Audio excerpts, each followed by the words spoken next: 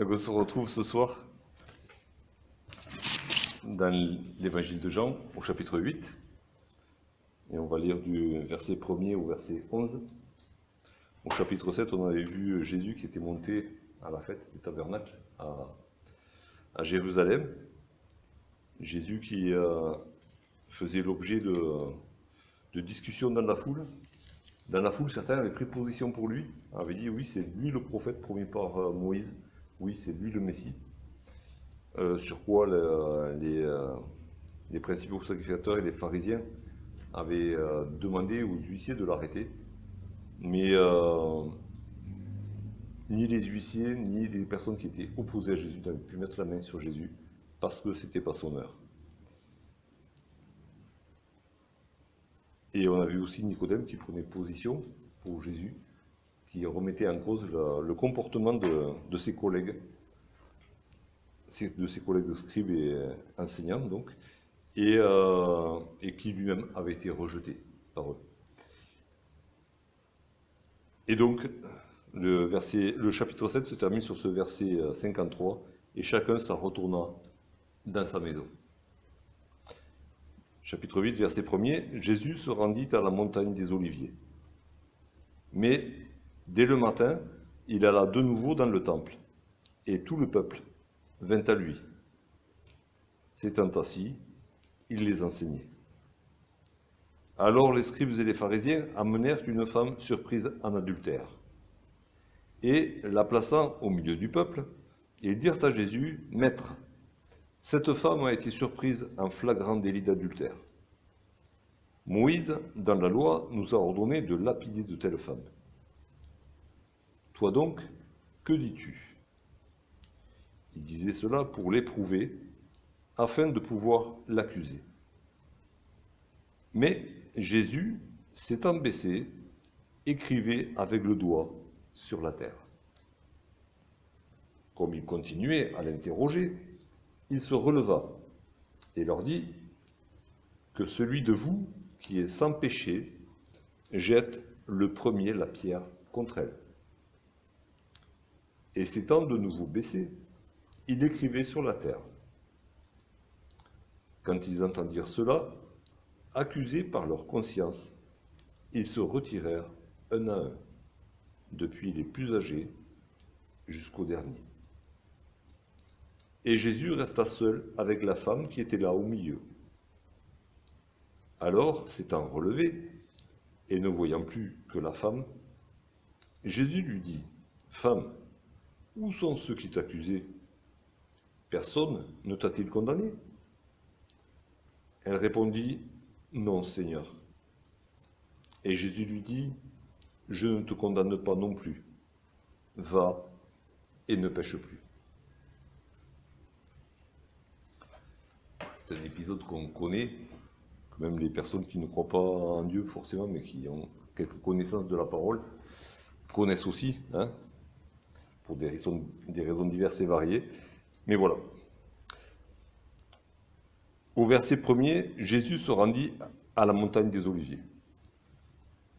Le chapitre 7 s'est terminé avec ce verset, « Chacun s'en retourna dans sa maison. »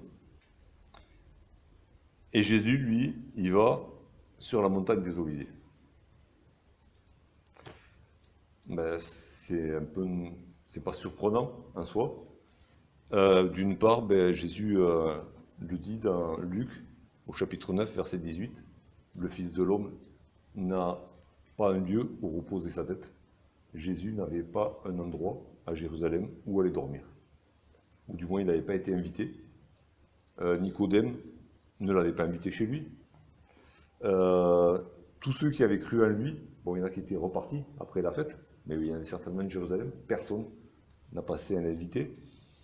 Ses amis de Béthanie, est-ce qu'il les connaissait déjà ou pas? Je ne sais pas. À certaines occasions, Jésus, quand il est à Jérusalem, va dormir à Béthanie. Mais ce coup-là, ben, personne ne l'invite.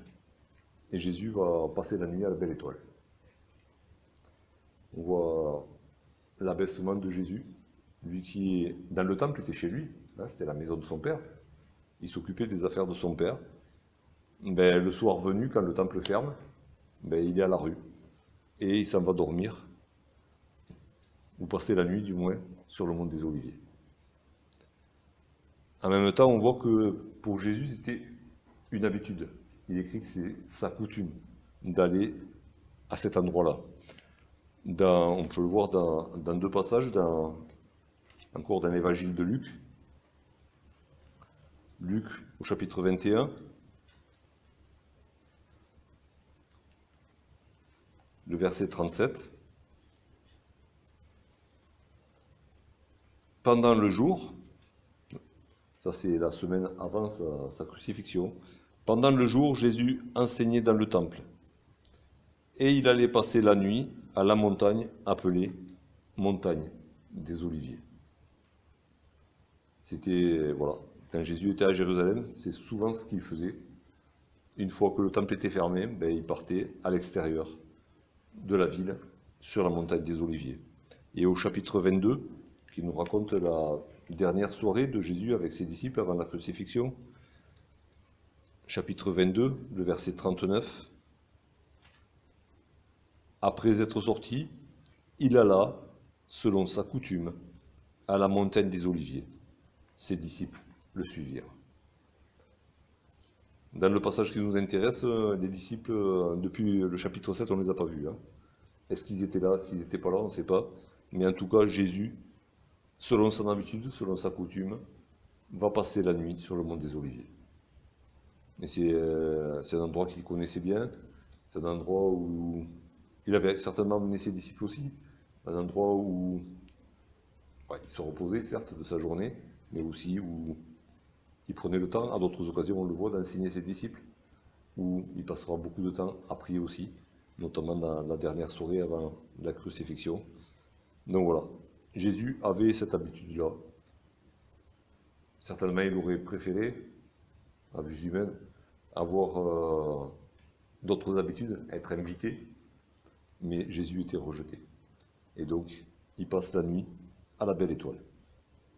Mais, verset 2, dès le matin, il alla de nouveau dans le temple, et tout le peuple vint à lui, s'étant assis, et les enseignait. Dès le matin, c'est la même expression qu'on retrouve dans Luc au chapitre 24, quand les femmes vont au tombeau de bon matin. Le soleil n'est pas levé que Jésus est déjà dans le temple. Il ne perd pas de temps. Il est là, il sait pourquoi il est là, il a une mission à accomplir. Il doit parler à son peuple. Alors, dès que la porte du temple s'ouvre, et elle s'ouvrait au lever du soleil, Jésus est là. Jésus est là, il entre dans le temple, peut-être du moins dans le parvis du temple, et tout le peuple, tous ceux qui arrivent au temple, vont vers Jésus. Et Jésus s'assied, et on voit encore, et on verra au cours de ce passage la différence. Quand Jésus enseigne, il est assis, et on avait vu qu'il était assis dans le chapitre 7 pour enseigner, mais qu'il se levait le dernier jour pour appeler, pour faire un appel solennel à la foule, pour venir vers lui. Et là, Jésus à nouveau s'assied et enseigne. C'est une attitude d'humilité aussi. Jésus ne donne pas un cours debout et n'écrase pas de toute sa hauteur la foule qui est autour de lui. Jésus se met au niveau de la foule. Et c'est une tradition, d'après un enseignement que j'ai reçu dans une formation que j'ai fait, c'est encore une tradition chez les rabbins que de se mettre au niveau du plus petit et de répondre à la question du plus ignorant. Et Jésus, en cela, c'était une tradition, je pense, inspirée du cœur de Dieu, que de se mettre au niveau du plus petit et de répondre à la question du plus ignorant. Et Jésus s'assied et enseigne ceux qui viennent à lui. Et étant assis, je suppose que les autres étaient debout. Et du coup, il y avait quand même ce décalage. Lui était assis, les autres étaient debout. Et du coup, c'est lui qui levait les regards vers les autres. Il était en position peut-être plus basse que ceux qui l'écoutaient. Et Jésus a fait la même chose pour nous. Pour chacun de nous, il s'est abaissé pour nous élever. Et donc, Jésus était assis et il enseignait. Et donc, au verset 3, les scribes et les pharisiens amenèrent une femme surprise en adultère, et la plaçant au milieu du peuple, et dire à Jésus, Maître, cette femme a été surprise en flagrant délit d'adultère.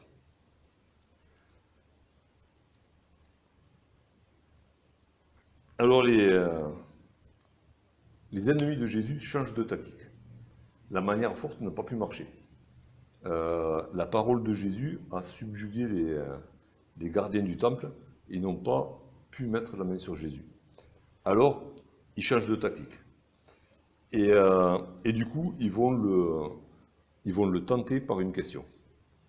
Et pour bien mettre la chose en scène, ben, ça se passe en 3 dimensions. Ce n'est pas juste une question théorique qu'ils amènent là, comme ils feront d'autres fois. C'est une question très pratique et en 3D, puisque ils amènent cette femme devant Jésus. Donc il y a une mise devant une situation pratique et urgente hein, par rapport à la loi. La décision doit être prise de suite. Et du coup, il joue sur le facteur temps. Jésus ne peut pas distancer la réponse. Ils le mettent au pied du mur et de manière relativement violente. Il est là, assis, en train d'enseigner à la foule, et ils interrompent l'enseignement pour faire leur action. Et du coup, ils amènent cette femme, qui disent qu'ils ont attrapé un flagrant délit, et ils l'amènent dans le temple, au milieu de la foule. Si on va voir dans le livre de Deutéronome chapitre 22,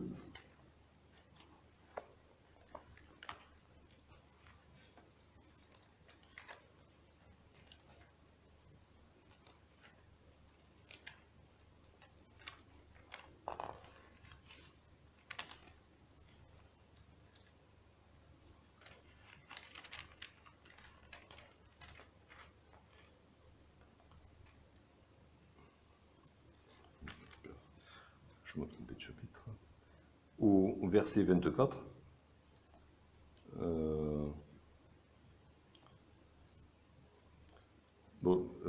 verset 23, si une jeune fille vierge est fiancée et qu'un homme la rencontre dans la ville et couche avec elle, vous les amènerez tous deux à la porte de la ville.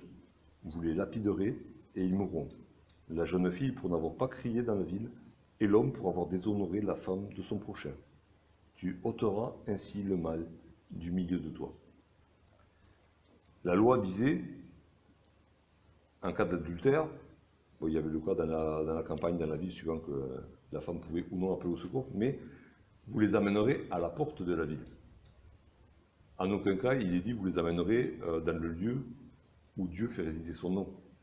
Ce lieu-là, il était saint, il devait rester pur. L'entrée dans le parvis de la maison de Dieu était réglementée. Tout le monde ne pouvait pas y entrer, même étant enfant d'Israël. Et tout ce qui avait trait à l'impureté ne devait pas franchir la porte du parvis. Et ces gens-là, ces pharisiens et ces scribes, ça ne les perturbe pas. Ils prennent cette femme qui est considérée comme impure et ils l'amènent au milieu du parvis, là où se trouve Jésus. Leur seule idée qu'ils ont en tête, c'est chercher un moyen d'accuser Jésus. La pureté de la maison de Dieu, c'est loin derrière, ça ne les préoccupe pas. Ils bafouent la pureté du temple parce qu'ils veulent tuer Jésus. Donc tout le reste n'a plus aucune valeur. C'est nous dire, ça nous montre quand même la violence et l'aveuglement de ces gens-là qui se disaient défenseurs de la maison de Dieu, défenseurs de la loi, défenseurs de la pureté, et qui bafouent tout ça juste parce qu'ils ont le désir de mettre à mort Jésus. Et donc ils amènent cette femme, ils la placent là au beau milieu. En plus, c'est un public pour mettre peut-être certainement plus la pression sur Jésus. Il y a de l'idée derrière, il y a vraiment de la mise en scène. Et ils disent à Jésus, Maître. Et alors là, c'est le comble de l'hypocrisie, hein, puisqu'ils ne considèrent pas Jésus comme un maître, un vrai. Hein, il n'a pas suivi leur formation, il n'est pas allé à leur école. Il enseigne des choses avec lesquelles ils ne sont pas d'accord, même si ça concorde avec la parole. Et il appelle maître. Bon, certainement, ils craignent la foule. Hein, ils ne vont pas commencer à l'attaquer de front devant la foule. Mais quand même, il appelle maître. Hein. Il y a ce côté-là. D'autres l'appelleront bon maître, même. Il y en a qu'on verra tout à l'heure qui passent bien la pommade, comme quoi, oui, toi, tu es quelqu'un qui ne fait pas attention à l'apparence, nanana. Enfin, ils savaient passer la pommade en couche-épaisse. Mais voilà, toute l'hypocrisie se retrouve là dans ce mot maître. Et donc, ils disent, voilà, cette femme a été surprise en flagrant délit d'adultère. Il y a quelque chose qui saute aux yeux et qui est quand même bizarre, c'est que si cette femme avait été surprise en flagrant délit d'adultère, ben elle n'était pas seule. L'adultère, ça ne se fait pas tout seul. Et pourtant, ils amènent la femme, qui est devenue l'homme, mais on voit certainement qu'il y avait du favoritisme du côté de ces sacrificateurs et pharisiens. Il y avait du favoritisme. La femme était accusée, et l'homme avec qui elle avait commis ce péché, ben, il était parti. Il n'avait pas mené, là. Alors qu'on l'a eu tout à l'heure, les deux étaient condamnés par la loi. Mais voilà, eux, ils avaient une idée en tête, c'était faire tomber Jésus. Et peu importe d'être équitable ou pas, peu importe de respecter la loi ou pas, la motivation, c'était faire tomber Jésus. En cela, on peut voir aussi la manœuvre du diable derrière, même s'ils étaient foncièrement responsables. Hein. Mais le diable a tenté Jésus dans le désert, et puis ne pouvant pas le faire tomber, ben, il s'est retiré jusqu'à ce qu'une occasion favorable se présente. Et ces hommes-là, à leur insu, ben, ils faisaient le jeu du diable. Et ils ont créé une occasion favorable. Et donc, ils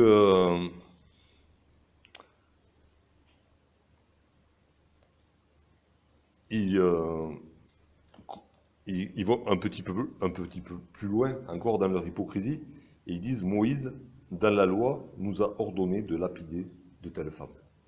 Alors, ils se réfèrent encore une fois à Moïse, mais encore une fois, ben, ils présentent la loi d'une manière tronquée. Hein. C'était l'homme et la femme qui auraient dû être là. Enfin, pas là, à la porte de la ville. Mais ils valident leur démarche, ils font valider leur démarche, soi-disant par Moïse. Gare à nous aussi de ne pas vouloir faire valider notre démarche par une partie de la parole de Dieu, une partie restreinte, tronquée de la parole de Dieu, alors que la parole de Dieu doit être prise dans son ensemble, tout l'enseignement doit être vu ensemble, et on ne peut pas valider un choix qu'on a fait par un verset sorti du contexte, un verset sorti de la Bible tout entière, et qui semblerait valider ce qu'on fait, mais qui en fait c'est juste une manœuvre de notre part, quoi. Et ces hommes-là, ben, ils reculent devant rien, et ils font valider leur démarche par Moïse. Bon, Moïse n'est pas là pour les contredire, forcément. Il ne cite aucun texte de la parole. Jésus, lui, par contre, face à Satan, face aux hommes, souvent citera la parole. Eux ne citent pas la parole. Ils citent leur interprétation de la parole. Et donc, voilà, boum. Moïse nous a dit, il faut la lapider. Toi, qu'est-ce que tu dis? Alors, déjà, ils arrivent et ils mettent Jésus en confrontation avec Moïse. Comme ça, du coup, eux, ils ne sont pas touchés par le débat, en gros. Et ils essayent de faire débattre Moïse et Jésus. Moïse n'est pas là, c'est pas grave. Mais ils essayent de se positionner en spectateur d'un débat potentiel. En même temps, ils se ils se souviennent de ce qui s'est passé dans Jean 5, où Jésus a dit à ce paralytique, le jour du sabbat, prends ton lit, marche et enfin, retourne dans ta maison, quoi. Et, euh, et donc, ce jour-là, ils avaient dit, bon, ben, Jésus a violé le sabbat. Jésus leur avait montré qu'il était maître du sabbat et il n'avait rien eu à contredire. Et du coup, il présente un autre commandement. Tu ne commettras point d'adultère. Et qu'est-ce que tu vas dire sur ce commandement-là? Sur le sabbat, ben, on aura pu se contredire. Et sur un autre commandement, est-ce que tu vas le contredire aussi?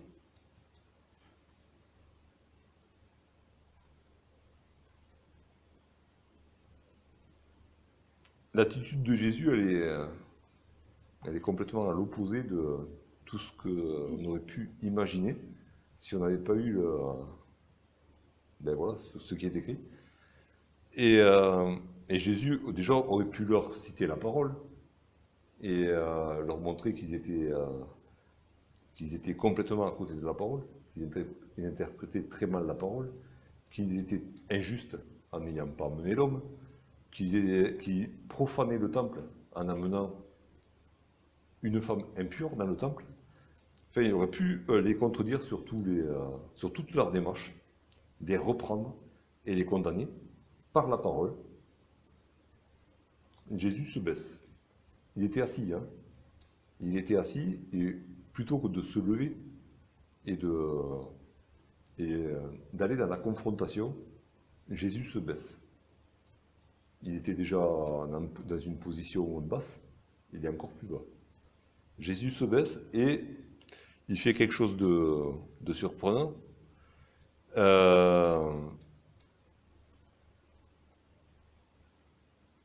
Il écrit par terre. Alors qu'est-ce qu'il écrit? On peut imaginer tout ce qu'on veut, vu que ce n'est pas écrit, justement. Jeanne ne nous l'a pas rapporté. Mais Jésus écrit avec son doigt par terre. C'est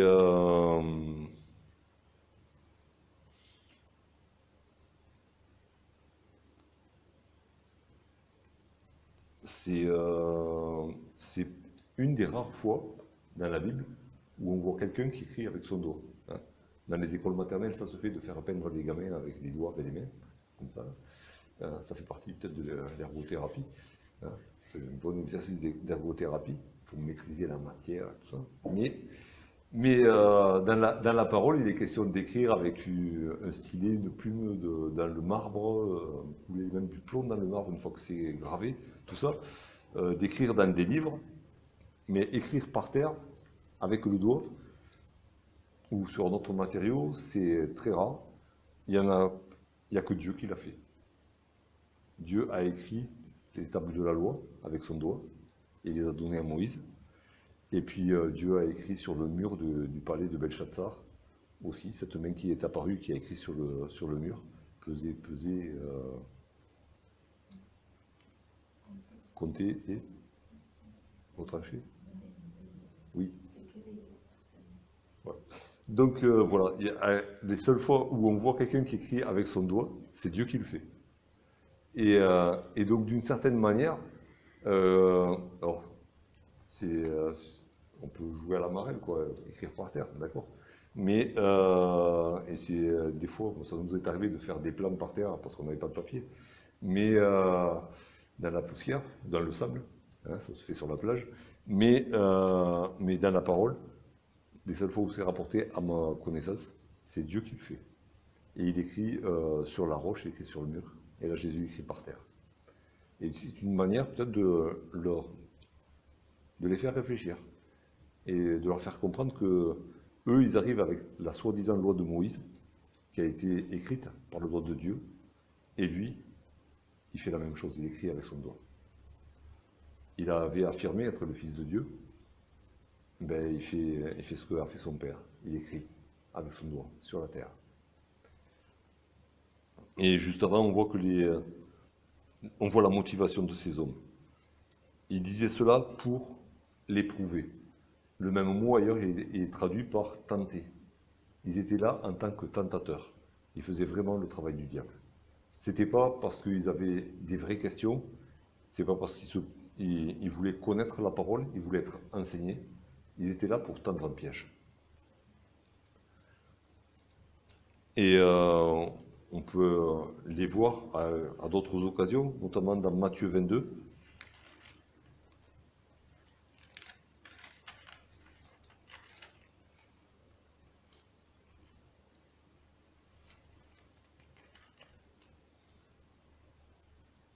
Matthieu 22, à partir du verset 15.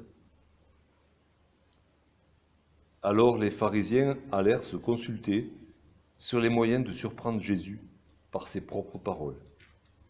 Ils envoyèrent auprès de lui leurs disciples, avec les Hérodiens, qui dirent « Maître, nous savons que tu es vrai et que tu enseignes la voie de Dieu selon la vérité, sans t'inquiéter de personne, parce que tu ne regardes pas à l'apparence des hommes. Dis-nous donc ce qu'il t'en semble. Est-il permis ou non de payer le tribut à César ?» Jésus, connaissant leur méchanceté, répondit « Pourquoi me tentez-vous, hypocrite ?» Et là, un petit détail, c'est qu'on voit que les pharisiens envoient leurs propres disciples et les disciples du camp opposé. Ils arrivent à s'unir pour aller tenter Jésus, pour essayer de le prendre au piège de ses propres paroles.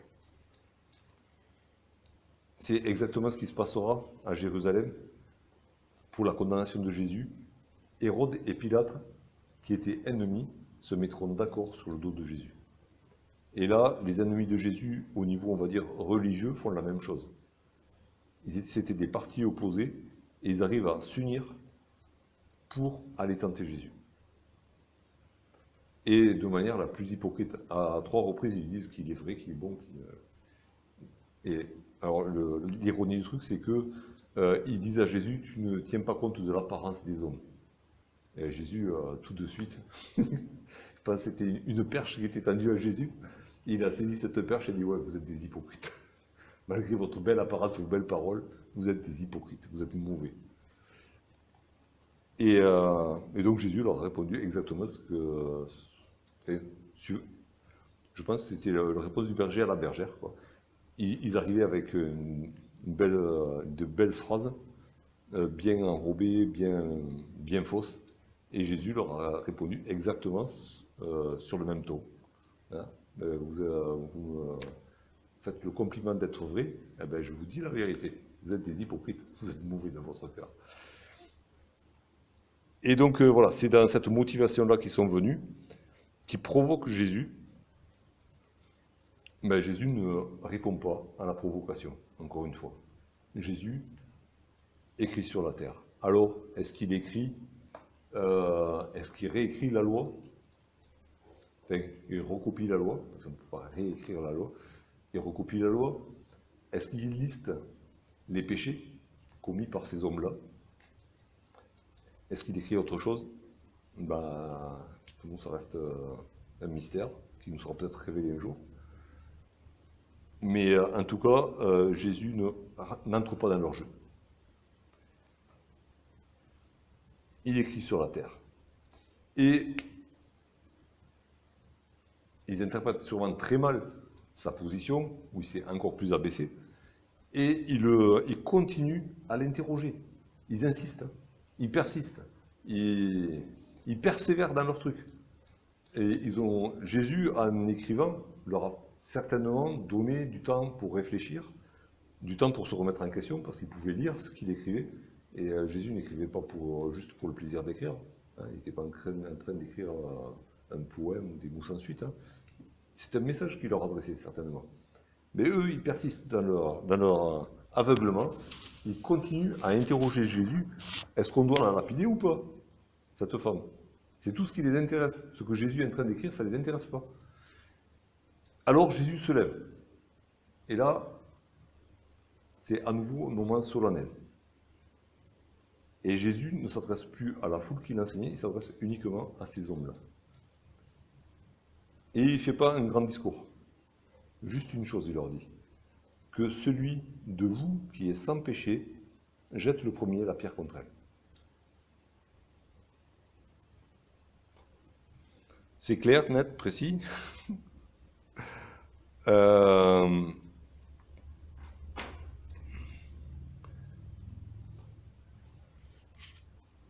et le mot qui traduit par l'expression sans péché, c'est la seule fois qu'on le trouve dans le Nouveau Testament. Ça pourrait se traduire par immaculé, blanc comme la neige, sans tache. Alors forcément, ce mot-là, ça nous fait penser à Jésus lui-même, hein, lui, l'agneau sans tache, lui qui n'a jamais commis de péché, lui qui n'a, dans la bouche duquel il ne s'est jamais trouvé de fraude. Voilà, immaculé, voilà, c'est vraiment propre, mais alors saint, des pieds à la tête. Et ça ne peut s'adresser qu'à Jésus dans la parole. C'est aussi l'agneau qui était offert pour le sacrifice. Hein, il devait être sans défaut, sans tache. Ben, c'est Jésus, quoi. Et je propose de lire deux versets. Un premier dans l'évangile de Marc, Marc au chapitre 9.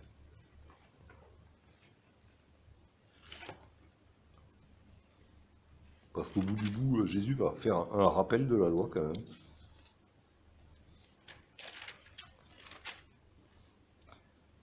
Marc 9, le verset 3. C'est quand Jésus est sur la montagne, ses vêtements devinrent resplendissants et d'une blancheur qu'il n'est pas de foulon sur la terre qui puisse blanchir ainsi.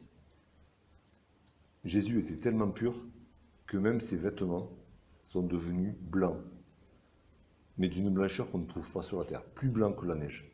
C'est ce qui est écrit dans le psaume 51 aussi. Lave-moi, je serai pur, purifie-moi, je serai plus blanc que la neige. Lave-moi de mes péchés, je serai plus blanc que la neige. Et David avait conscience que si Dieu le lavait, il serait plus blanc que la neige. Jésus n'avait pas besoin d'être lavé, il était déjà plus blanc que la neige. Et c'est aussi à ça que nous renvoie ce mot immaculé, sans péché. Ben voilà, nous, on est tachés par le péché. Et on peut être purifié, devenir plus blanc que la neige, parce que quand Jésus touche le lépreux, la lèpre le quitte. Il est purifié de la même manière. Quand Jésus nous touche, ben, il nous purifie de nos péchés. On devient plus blanc que la neige. Parce que lui est déjà plus blanc que la neige. Il nous communique sa sainteté. Et voilà, ce mot immaculé, déjà, ça a dû travailler dans le cœur de ces hommes. Hein, est-ce que l'un d'entre vous peut dire qu'il est plus blanc que la neige? Et ensuite, il leur dit que celui qui est comme ça jette le premier la pierre contre elle. Et si on va dans le livre du Deutéronome, on va trouver une loi au sujet de la lapidation. Deutéronome 17.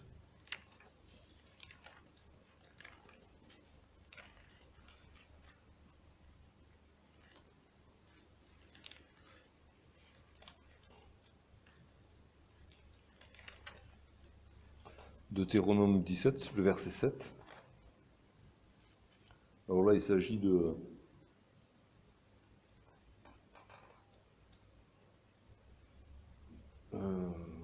celui-là, le verset 7. De lapidation au sujet de quelqu'un qui aurait commis l'idolâtrie. Mais bon, je pense que la loi était appliquée sur toutes les condamnations. La main des témoins se lèvera la première sur lui, sur la personne en question, pour le faire mourir. Et la main de tout le peuple ensuite. Tu ôteras ainsi le mal du milieu de toi. Et on voit donc que dans cet acte de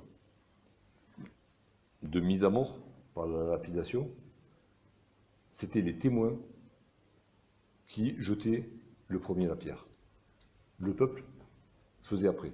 Mais c'était les témoins, ceux qui avaient porté l'accusation, ceux qui, du coup, se positionnaient en tant que juges, ceux qui avaient fait appel à la loi, et qui, du coup, étaient censés respecter la loi. C'était eux qui, en premier, devaient jeter la pierre. Bon, il y avait toute une histoire derrière de responsabilité aussi, Voilà. Mais voilà, c'était les témoins véridiques, hein, ceux qui se référaient à la vérité, qui jetaient les premiers à la pierre. Alors, ces hommes-là ne le savaient peut-être pas encore, certainement pas, mais nous, dans l'Apocalypse, on voit Jésus, il est appelé, dans les 3 premiers chapitres, dans chaque chapitre, il est appelé le témoin fidèle. Jésus est le témoin fidèle. Il est le vrai témoin de Dieu, celui qui a respecté toute la loi, qui a accompli toute la loi, celui qui a enseigné la loi sans rien enlever de la loi. Il est le témoin fidèle. Il est aussi celui qui est plus blanc que la neige, il est l'immaculé, celui qui est sans péché. Et donc, c'est lui seul qui avait le droit de jeter le premier la pierre, et pas les autres. Et donc Jésus a une phrase, il remet en question et affirme son autorité. C'est moi qui ai le droit de le faire, vous non. Sauf qu'il ne les accuse pas directement, on va le voir. Jésus n'est pas là pour juger, il est là pour sauver. Même si, au chapitre 5 et au verset 27, il avait déjà affirmé que le Père avait remis tout jugement entre ses mains. Si par exemple, dans Acte 17, Paul va affirmer aux Athéniens que Dieu a choisi un homme pour juger la terre entière, et qu'il en a donné la preuve en le ressuscitant des morts. Donc Jésus a reçu tout jugement, sauf que le temps de juger n'était pas non plus arrivé. C'était le temps d'amener les gens à la repentance, et puis pour lui, le temps de s'offrir en sacrifice pour le péché de chacun. Mais ce n'était pas encore le moment de juger. Alors Jésus ne juge pas lui-même. Et il leur dit juste ça. Et il se baisse à nouveau et il continue à écrire. Encore une fois, on ne sait pas ce qu'il continue à écrire, mais il continue à écrire avec son doigt sur la terre. Devant la violence de l'intrusion, on voit quand même le calme, la patience de Jésus, la paix qu'il habite, certainement, mais aussi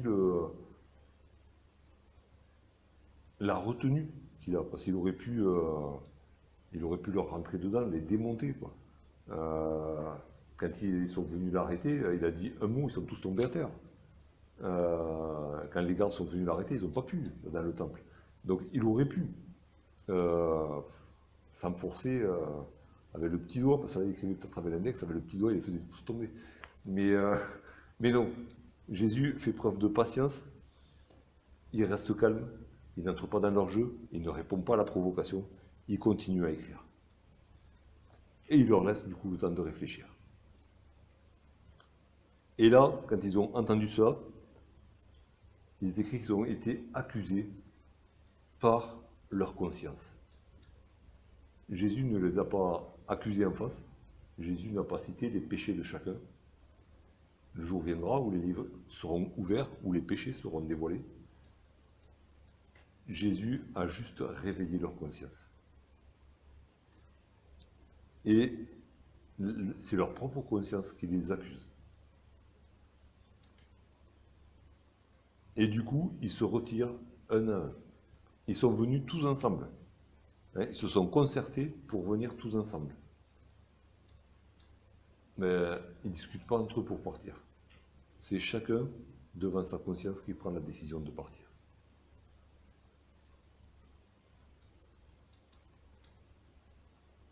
Des plus âgés jusqu'au dernier. Du plus âgé au plus jeune, ils sont tous partis. Et c'est... Alors, pour la femme, bon, c'était une certaine délivrance, d'accord? Mais quel dommage pour eux.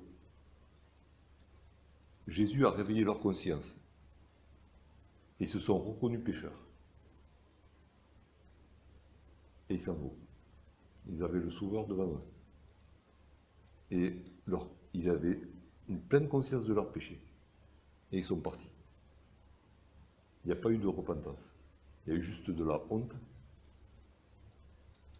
mais pas de repentance, pas de demande de pardon, rien. S'il était écrit ils sont partis offrir un sacrifice pour le péché, ouais, ils auraient fait ce qu'ordonne la loi. Mais non, ils ont tourné le dos, ils sont partis. Et chacun de son côté. Alors, d'un côté, ça montre quand même la puissance de la parole de Jésus, hein, qui, qui fait que ses ennemis qui étaient groupés contre lui et contre cette femme, au passage, ben, ils sont dispersés. Mais quel bénéfice ils en tirent? Ben rien. Pour eux, rien. Parce qu'ils n'ont pas voulu reconnaître leur péché publiquement devant Jésus.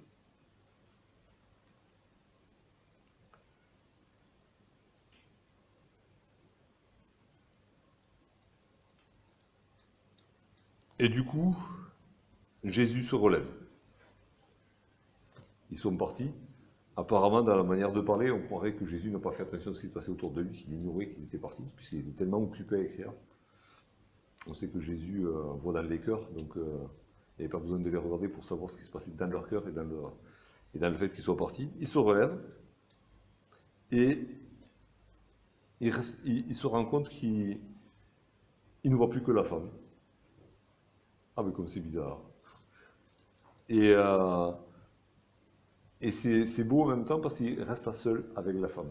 Il est au milieu de la foule, au milieu du temple, au milieu de Jérusalem. Et Jésus, en fait, il est seul avec cette femme. Et cette femme est seule avec Jésus. Il y a des moments comme ça où même au milieu d'une foule, ben, il y a une intimité avec une seule personne. Et pourtant, tout le monde regarde. Hein. Tout le monde regarde la femme, tout le monde regarde Jésus.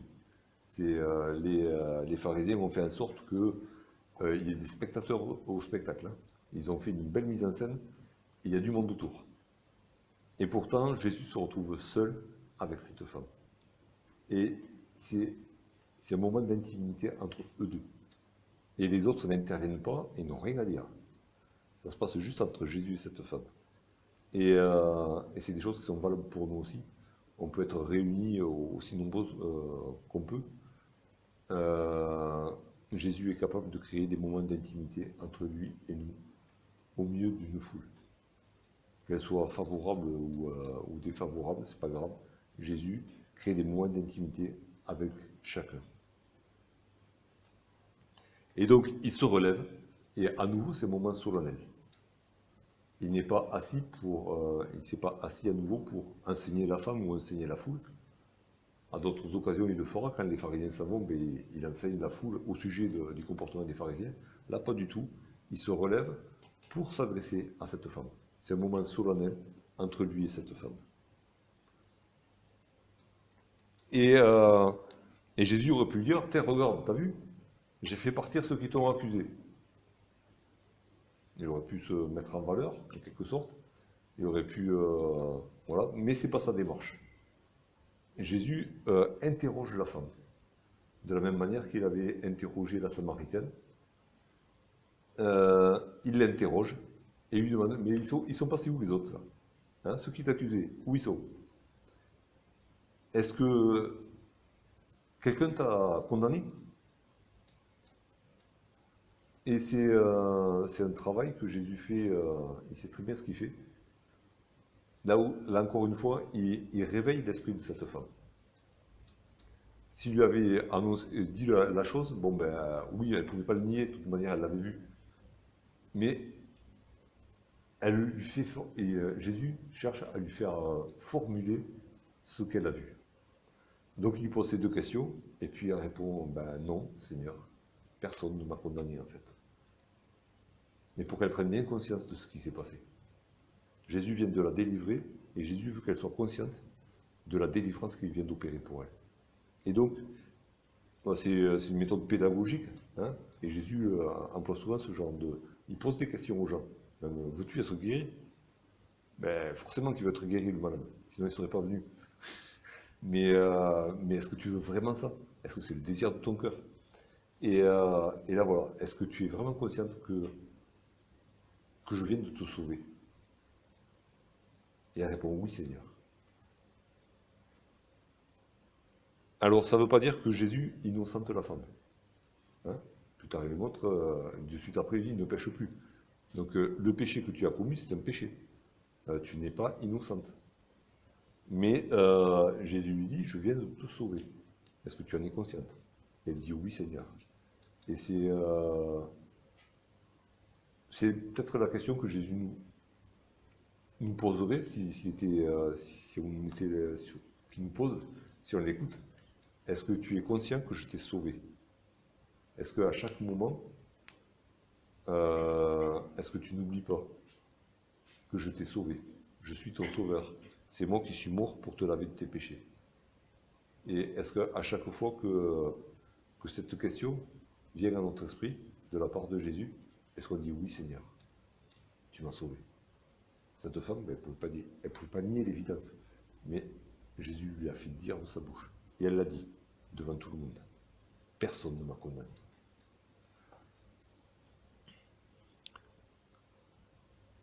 Alors,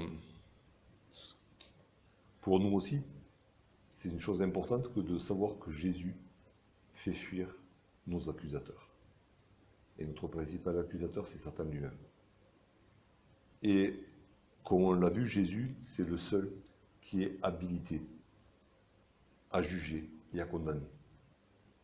Parce qu'il est pur, il est sans tache. Il est le témoin fidèle. Et Satan, c'est tout le contraire. Satan, c'est le père du mensonge. Il est menteur lui-même, père du mensonge. C'est lui qui a introduit le péché dans le monde. Il est péché à 200%. Et il n'a aucun droit pour nous accuser. Le seul qui pourrait nous accuser et nous juger, et qui nous jugera sur nos actes, c'est Jésus-Christ. Mais Satan n'a aucun droit. Si Satan nous accuse, si notre conscience nous accuse, notre conscience, elle a rien à dire, elle est pourrie, notre conscience. Même si on a été régénéré, notre conscience, elle est nettement abîmée par le péché. Elle n'a pas le droit de nous accuser. Dieu est plus grand que notre conscience. Jésus est plus grand que notre conscience. Et Jésus, de la même manière qu'il a fait fuir les accusateurs de cette femme, Jésus dégage tous ceux qui accusent ses enfants. Tous ces rachetés, Jésus les défend et fait fuir les accusateurs. Alors que ce soit les hommes, que ce soit Satan, que ce soit un frère ou une sœur mal éclairé, que ce soit notre propre conscience, personne n'a le droit de nous accuser et de nous condamner. C'est Jésus qui a ce droit et il n'en a pas usé sur cette terre. Il jugera quand le temps sera venu de juger. Mais en aucun cas maintenant. Même s'il nous reprend, même s'il nous corrige, mais ce n'est pas une condamnation. C'est une correction, c'est pour nous faire grandir, c'est pour nous remettre dans le droit chemin, mais c'est en aucun cas une condamnation à mort. C'est pas un rejet, c'est pas l'enfer, c'est juste qu'il nous corrige et qu'il nous guide sur le bon chemin. Donc voilà, quand on est accusé par notre conscience, alors, si c'est à juste titre, ok, faisons comme ces hommes-là, qu'ils ont reconnu qu'ils étaient pécheurs, mais après allons plus loin, quoi. Allons jusqu'à demander pardon, parce que le pardon est assuré. Jésus-Christ a payé pour tous les péchés. Mais après, une fois que le péché est pardonné, l'accusateur n'a plus de place, quel qu'il soit. Il est pardonné, on appartient au Seigneur, et c'est lui seul, à la fin, c'est lui seul qui juge, et personne d'autre. Donc on n'a pas à subir ou à tolérer l'accusation de qui que ce soit. Si c'est vrai, je me repens, je suis pardonné. Mais en dehors de ça, il n'y a pas d'accusation qui tienne contre les enfants de Dieu. Qui accusera les élus de Dieu? C'est Dieu qui justifie, par Jésus-Christ.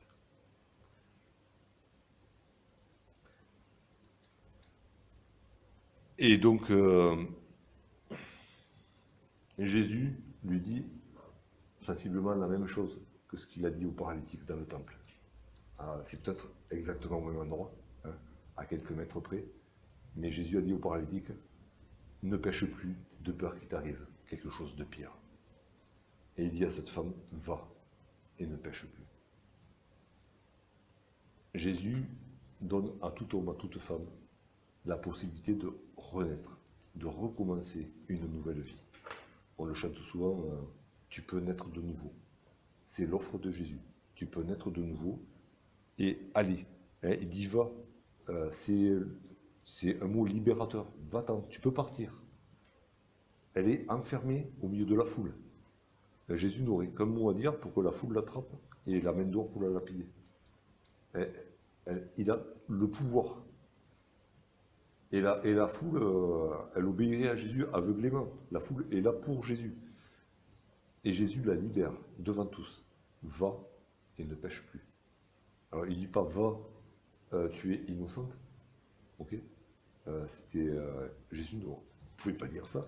Il avait une parfaite connaissance du péché et pas que de l'adultère. Hein. Parce que bon, on fait des grands et des petits péchés. Les hommes sont doués pour ça, pour faire des classements dans les péchés. Mais non, va, toi qui as péché, et ne pêche plus.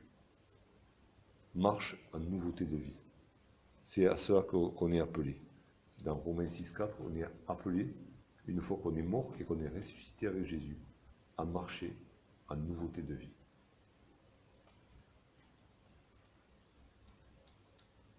Alors, il y a dans cette foule qui était là, alors on ne sait pas ce que s'est passé dans le cœur de la foule qui était là pour écouter l'enseignement de Jésus, mais en tout cas, il y avait toute cette bande de sacrificateurs et de pharisiens. Ils sont venus en accusateurs, ils se sont sentis accusés, et ils sont partis mener la même vie qu'ils menaient avant, parce qu'après ils reviendront accuser Jésus pareil. Et puis il y a cette femme, qui a, j'espère, mais à qui Jésus a donné cette possibilité. Va et ne pêche plus. Tu peux recommencer ta vie sans pécher. Alors forcément, elle avait du mal à le comprendre. Hein, comment recommencer sa vie sans péché. C'était la même chose qu'il a proposé à Nicodème. Naître de nouveau. C'est possible que parce que Jésus est mort et qu'il est ressuscité pour nous. Et forcément, ce n'était pas encore arrivé, donc c'était dans un moment de transition. Et même les disciples ne comprendront cet enseignement qu'après la résurrection de Jésus. Mais voilà, l'offre de Jésus, à partir de cet instant-là, et jusqu'à aujourd'hui, c'est ça. Va et ne pêche plus. Je t'ai libéré de tes accusateurs, j'ai payé le prix de tes péchés. Tu es libre maintenant de recommencer une nouvelle vie, sans péché.